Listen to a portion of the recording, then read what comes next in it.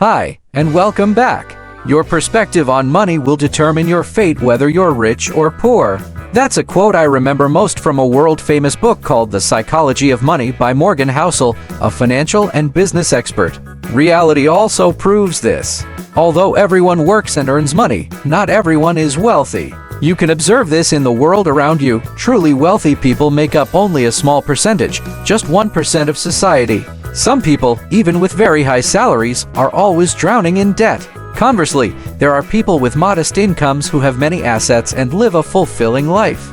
Why is that? In this video, Financial Alchemy will point out 10 financial mistakes that 99% of people make. Let's watch and see how many you're making. 10 financial mistakes that 99% of people make. Mistake number 1. At 20, everyone wants to be rich, but no one wants to learn about money. Through our lives, we're constantly connected to money. From birth, there's money for diapers and milk, going to school, growing up, getting married, buying a house, buying a car, retirement funds. So many things revolve around money. But people always avoid talking about money. Why? Many people think that studying finance is about managing a company's debt, managing capital flows, or working in a bank. Ordinary people don't need to study it. A Jewish proverb says, everyone complains about lacking money, but no one complains about lacking wisdom. The truth is, we all dream of a wealthy life, but when it comes to studying finance or money management, we think it's unnecessary. Making money, spending money, or saving money, why do we need to study that? This stems from a common ailment, laziness. We tend to prefer things with immediate results rather than investing time and effort in a result that requires a long wait. For example, you want to drink bubble tea, go clubbing, or hang out with friends. Because the pleasure is immediate, you instantly invest your money and time. Or you might spend time watching movies, chatting, or shopping because you see the results immediately.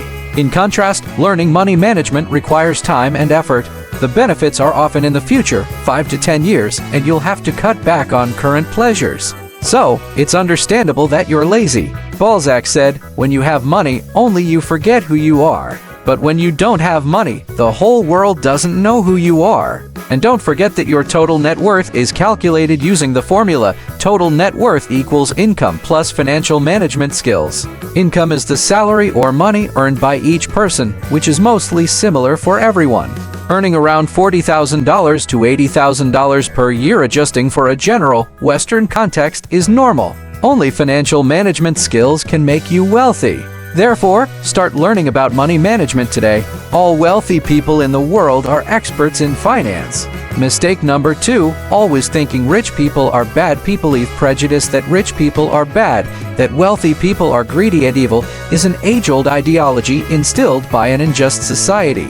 From fairy tales to contemporary literature, wealthy landowners, nobles, and merchants are always branded as greedy and evil. The ending for these characters is usually their demise at the hands of a hero or a character representing justice. Poor characters are usually helped by fairies, gods, or some noble person and have a happy ending.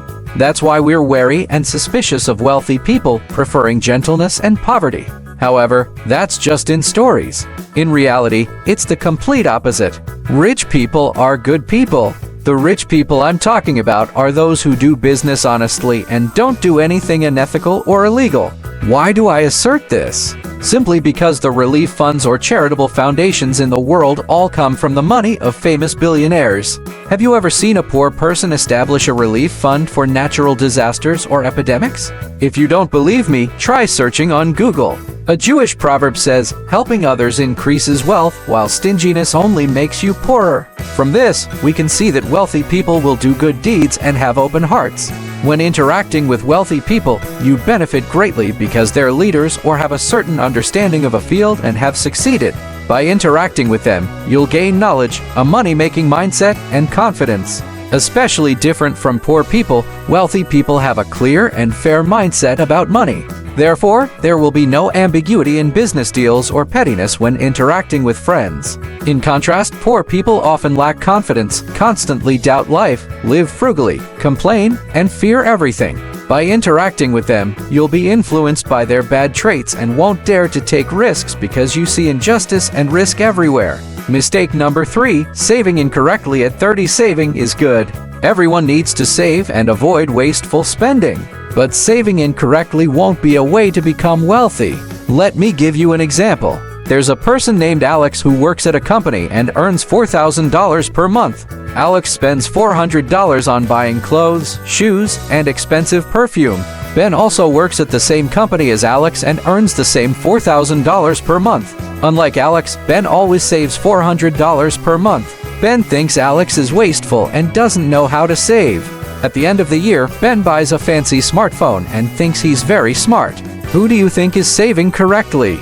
My answer is, neither of them is saving correctly. Saving correctly to become wealthy is understood as a way to increase your assets over time. Both Alex and Ben spend all their money, so how is that saving to become wealthy?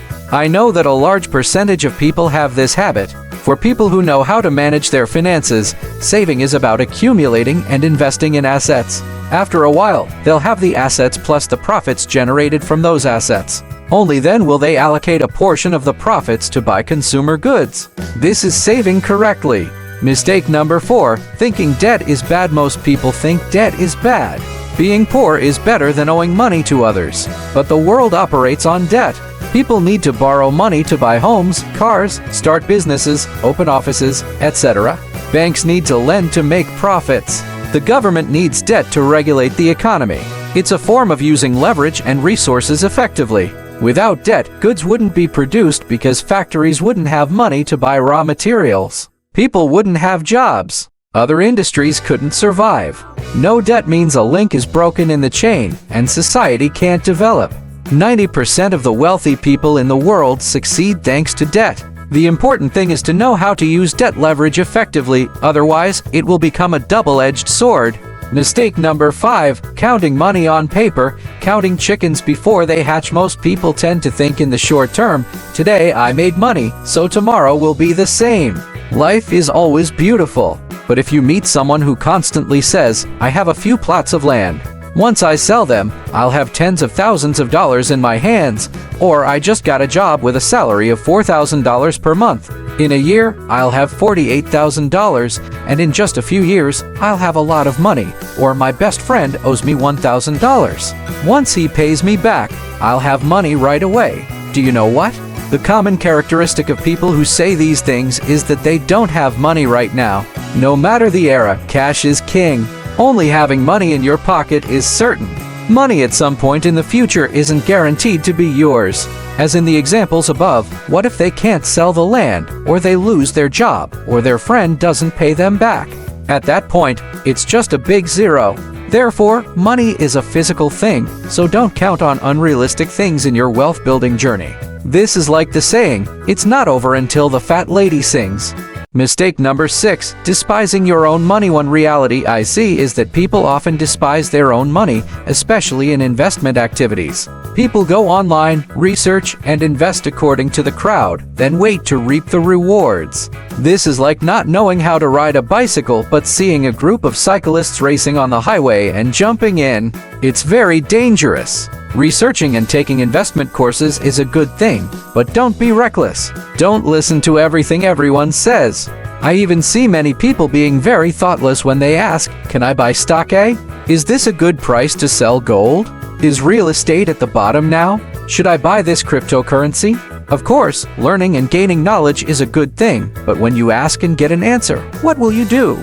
Invest according to them or do the opposite. Brian Tracy, a speaker and businessman, said, "You are completely responsible for everything you are, everything you have, and everything you become. So, don't entrust your future and your money to anyone other than yourself. Only you know what you should do and must do." Mistake number 7, rigidly separating funds. Clearly separating funds is good, but it also has flaws in your financial management. I'll give you an example for clarity. You have a monthly income of $4,000 and divide it into funds for housing, living expenses, children's school fees, emergency funds, savings, etc. At this point, your expenses are very clear. No fund can be used for another. You're at peace, right? Suddenly, a risk arises, your phone breaks. Your job requires a good phone, and it's a bit expensive. At this point, you decide to take on credit card debt to buy it and pay it off gradually. Now, you have debt. If the situation worsens and you lose your job, you have no income and are in debt to the bank. So why didn't you use your savings to buy the phone and then save again? Most of us rigidly separate funds, and when we need to spend on something urgent, we choose to borrow from others. If savings aren't used for the right purpose, they're just dead money. But if you use your savings wisely, it will help money make more money, grow, and flourish. Mistake number 8, waiting to have money to invest at 30. In his book, The Psychology of Money, Morgan Housel leads with an interesting story. There was an old man living a simple life in a small American village. His life was no different from the other farmers there. However, when he died, he left a will with assets worth $8 million. Everyone was surprised. How could he be so wealthy? Was there some dark secret behind it? However, after investigation, people discovered that the assets weren't from illegal activities or inheritance. It was all due to the process of investing and accumulating throughout his life. In reality, I've met many people who, when talking about investing, always shake their heads and say, "Oh, I don't even have enough money to eat. Where would I get money to invest? Or I'll invest when I have extra money." If you have that mindset, you'll never be wealthy and successful. Billionaires started investing very early. If you have little money, invest little. If you have a lot, invest a lot. If you want to invest in gold, start with small amounts. If you can't afford a large amount, buy a smaller amount, then gradually increase it. Or you can buy a few shares of stock, then a few hundred, and gradually accumulate. Mistake number 9, thinking good assets will yield high returns. High-risk investments yield high returns. A common misconception when investing is that people often think good assets will yield high returns, or that a company with good performance will definitely have rapidly growing stock. This isn't certain. Gold and real estate are good and valuable assets, but they won't necessarily yield immediate or high returns. You might even lose money if you don't monitor market fluctuations. Higher risk, higher return is also a common mistake when investing. Although high returns often come with high risks, if you see a project with too much risk and still dive in, you're not guaranteed success. Therefore, when investing, you need knowledge and practical experience, not just the belief that good assets will automatically generate high profits. Mistake number 10, being too greedy at 40. Morgan Housel wrote about the story of a stock trader in his book, The Psychology of Money. Jesse Livermore, the boy plunger, was one of the most successful and wealthy stock traders in America. However, he was very greedy for more money, never satisfied with his success. This personality trait led him to borrow money from banks to invest, ultimately leading to unpayable debt and bankruptcy. Another story is about Sean Quinn, once the richest billionaire in Ireland. Sean Quinn invested in various industries like plastics, glass, and hotels. He also held a 25% stake in Anglo-Irish Bank. However, because he didn't hedge against risk and was too greedy, when the 2008 financial crisis hit, he lost all his assets and went bankrupt. Although ambition can make us wealthy and desire greater success, when you let greed take over, you'll have nothing left. This is the advice for you. A Jewish proverb says, if the first button is wrong, the rest are hard to fix. Therefore, we should be wise and actively gain knowledge in money management and investing. I wish you success and greater wealth by avoiding these 10 financial mistakes. Thank you, and see you in the next videos.